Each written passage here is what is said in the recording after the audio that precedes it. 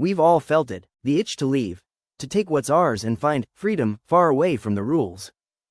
But what happens when that freedom turns into a cage? This isn't just a story about a kid who messed up, it's a story about a father who did the unthinkable. Caleb demanded his inheritance.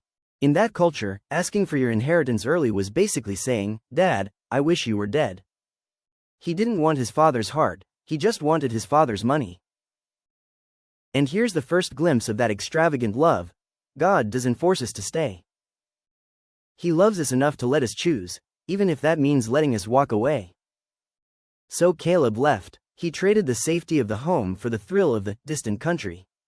No rules, no expectations, just him and a pocket full of gold. At first, it was a blast. He was the life of the party. He was finally free. But the distant country is a liar. It promises freedom, but it only delivers a bill he can't pay. He ended up in a pigsty, hungry, filthy, reaching for the scraps the animals wouldn't even touch. He went from a prince in his father's house to a ghost in a foreign land. That's when it hit him.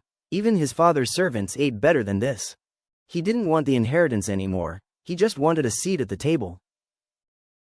He had no money and no friends. Just the quiet realization that even his father's servants lived better than he did. So he started the long walk back. Not as a son, he didn't think he earned that anymore, but as a beggar. He spent every mile rehearsing his apology. He practiced the speech over and over. "Father, I've sinned against heaven and against you. I'm not worthy to be called your son, just let me work for you." He was covered in the dust of his mistakes. He expected a lecture. He expected a closed door. He expected to be told, "I told you so." But while he was still a long way off, his father saw him. He hadn't been waiting in the house with a list of demands. He'd been waiting on the porch with a heart full of longing. And then, the unthinkable happened. In that culture, a dignified man never ran. It was considered a disgrace. But his love was too extravagant to care about his reputation. The father ran. He took on the shame of the village to reach his son first. Before Caleb could even finish his rehearsed apology, he was wrapped in an embrace that smelled like home. He didn't say, "Wash up first." He kissed the face of the boy who smelled like pigs.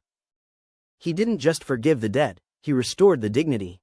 The ring, the robe, the sandals, the son was back.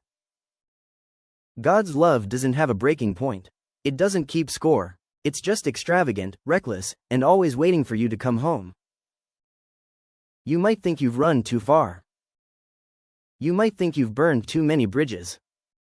But here is the truth. There is no distance your rebellion can create that His grace cannot cover.